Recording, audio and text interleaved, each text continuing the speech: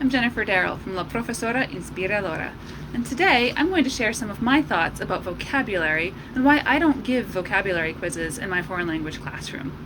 Now, words matter. Vocabulary is important. I'm certainly not saying that it's not. But I don't like to teach vocabulary by giving lists of words that my students have to memorize and which I will then quiz them on. Why is that? Well, I'll explain through a metaphor. Let's imagine a forest, a deep, dark, really crowded forest with lots of trees, and that forest represents all of reality, everything we might possibly wish to speak about. Now let's say we have some concept that we wish to express. Maybe it's umbrella. Let's picture that umbrella is like a clearing at the center of the forest. In order to express the concept of umbrella, we need to find our way to that clearing. And the way we're going to do that is through words. Now, if I want to say umbrella or paraguas, right, that's like a path straight to my clearing. But it's not the only way to get there. And if we give vocabulary quizzes that insist on students memorizing one-to-one correlations between words and the concepts that they represent, it's reinforcing the idea that there's only one way to get to that clearing. If you think I can only speak about umbrellas by saying umbrella or paraguas, it's like I'm just gonna keep going over that path and it's gonna be a great path to that clearing, but if I can't find that one path through the forest, I can't get there. And the rest of the forest remains dark and murky and tangled, and I can never get my way to the concept I'm trying to express. And if I teach in this way, then I'm training my students to just walk back and forth over that path over and over and over again.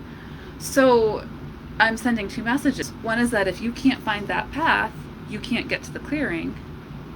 And the other is that your time is well spent repeatedly clearing out that path instead of trying to find new ways to the clearing.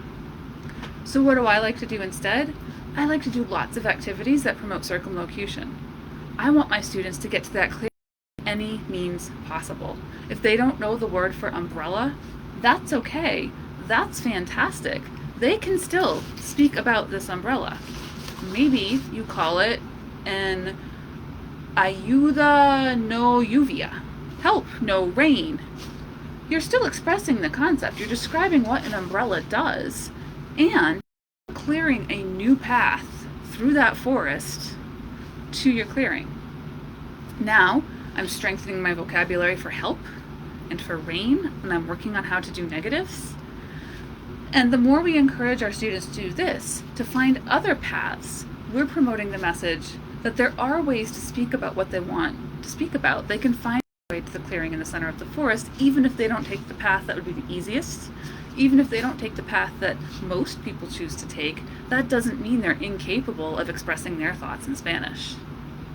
How many times have you had your students tell you that they just can't speak Spanish? They can't answer your question because they don't know the words.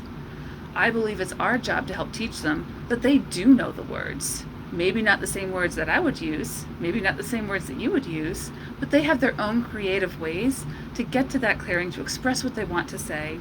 And those aren't mistakes, and those aren't deficiencies. Those are opportunities to be creative, to work with the language, to play with the language, and in doing so, to clear more paths through the forest. That will strengthen all of their vocabulary so that the next time they come up with a word or a concept they're trying to express, they're going to have so much more at their fingertips. They're going to have so many more paths through that forest, and all of those clearings are going to start becoming connected in these really fantastic ways that's going to build up not just their way to that one particular concept, but their vocabulary as a whole.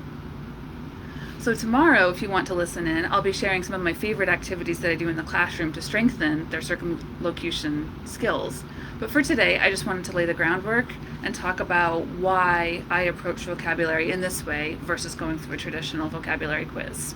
Hope you enjoyed, and I hope to see you back tomorrow. Thanks.